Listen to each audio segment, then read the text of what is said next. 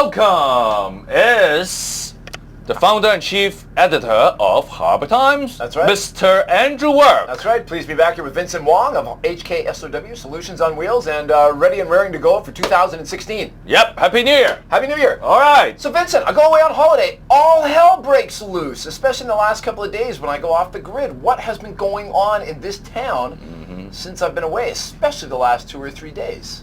We got quite a lot of fireworks. Yeah. No kidding.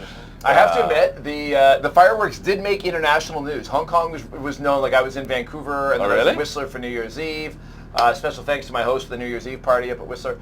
And there was a big thing that was like, wow, Hong Kong really did it big for New Year's Eve. So really? Yeah, that was one of the things. But I thought you said the political fireworks. Well, but then came the political fireworks. Bam. As my guy Alex put it, the Hong Kong government, masters of the midnight press release. When everybody's out doing their New Year's thing, it's like, oh, by the way, we confirmed Arthur Lee as the head of Hong Kong University. Hope nobody notices. Of course they did. So that, just in the last couple of days, and then Emily Lau announced that she wasn't going to be running for LegCo again this year. Another big earthquake in the political scene.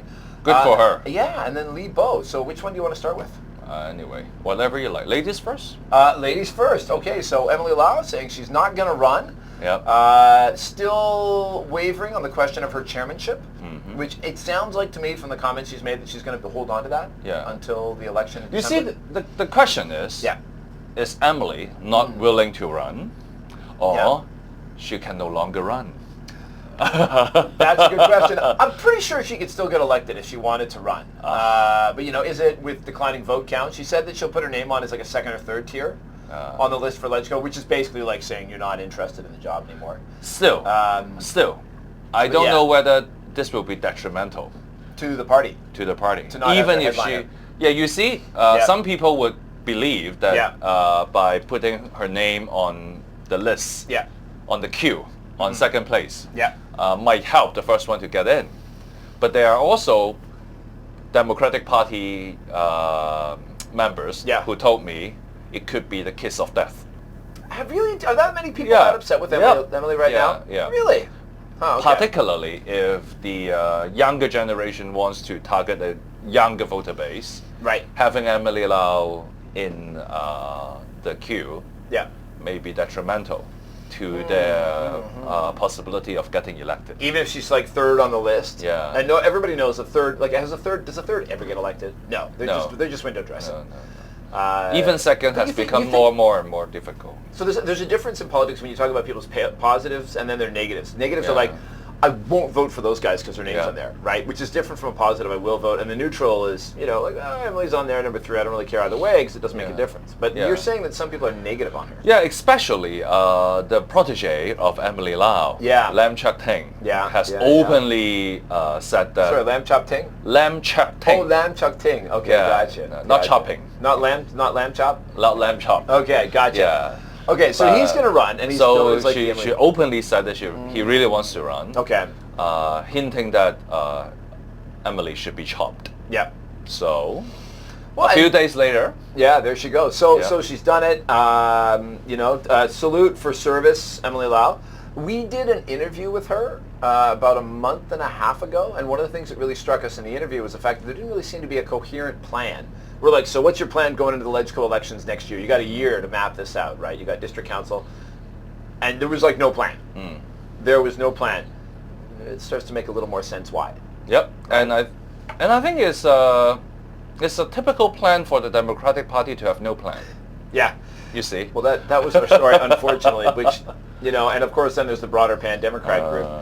Anyway. Okay, so that's Emily Lau. Goodbye, Emily. Goodbye, Emily. Thank you for your service. Actually, not yet. We still have to tolerate. Oh, no. We still have to see her. I like Emily. I'm okay for with another Emily. half I like year. her. Yeah. Well, and she said she's not going to bow out, and there will probably be a eminence grise role for her, like Martin Lee still does when he flies off to Washington. I could still see Emily Lau doing the human rights presentations at the United Nations. I think the one of the major mistakes she has made is that she is still the chair of the Democratic Party. She really shouldn't run last time. And pass the baton. At least of the chairpersonship Well, I guess maybe she wanted to see who the younger generation. But maybe she wanted to find out who was actually going to get a LegCo seat. Because if she gave it up before the LegCo elections, one of the old guys would have taken it. Well, not the LegCo sure. election, but I mean the chairman.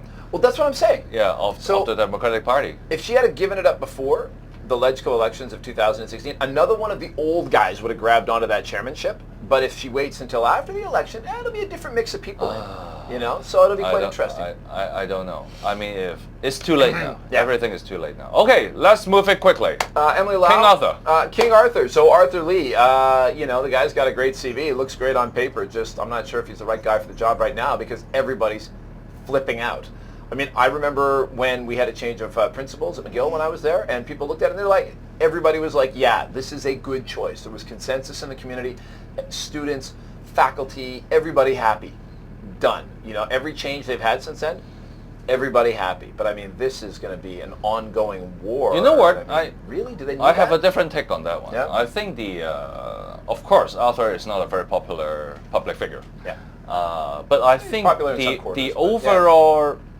the overall reaction from the academic arena, I believe, is partly due to the upcoming election.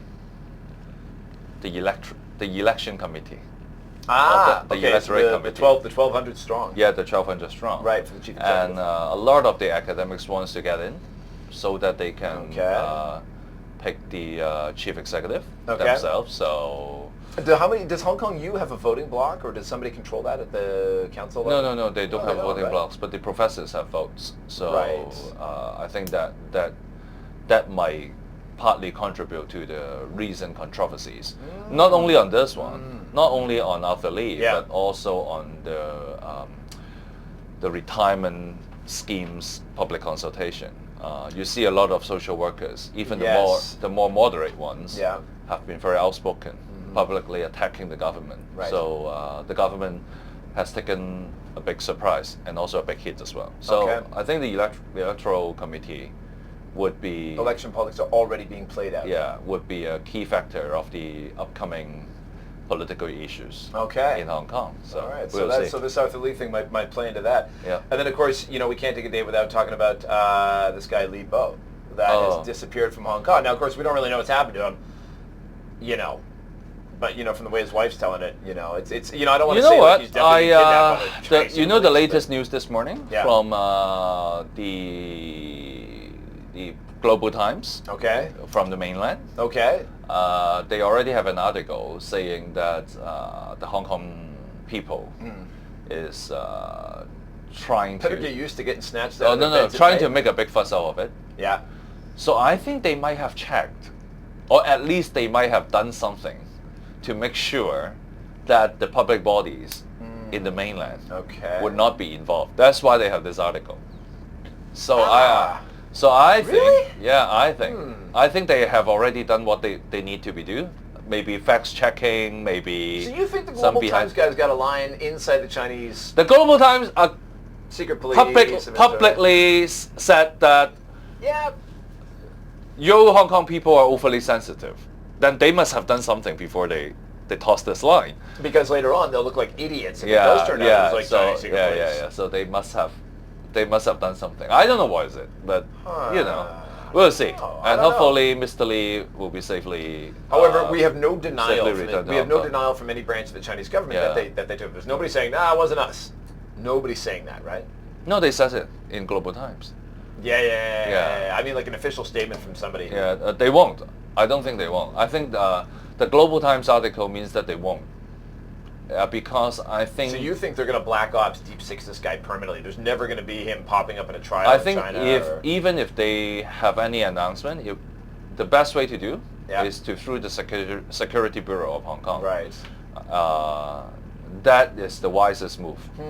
Yeah. Because it's not like he got kidnapped for his money. I mean, nobody's going to hold him for ransom, right? He was a publisher. I know that. I know. But serious.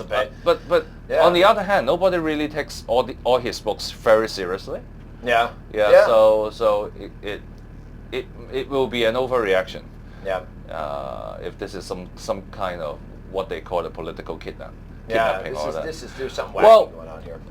That's quite a lot for the first day of 2016. And thank you for watching. And remember to go to our Facebook page and YouTube channel to like and share our video analysis. And that's good news. We are not changing our Twitter address from @HarborTimes, and our Facebook's going to stay the same. With a U, always with you. Right? Yes. Yeah. So good work, Andrew. All right, and good solutions, Vincent. We'll catch you tomorrow.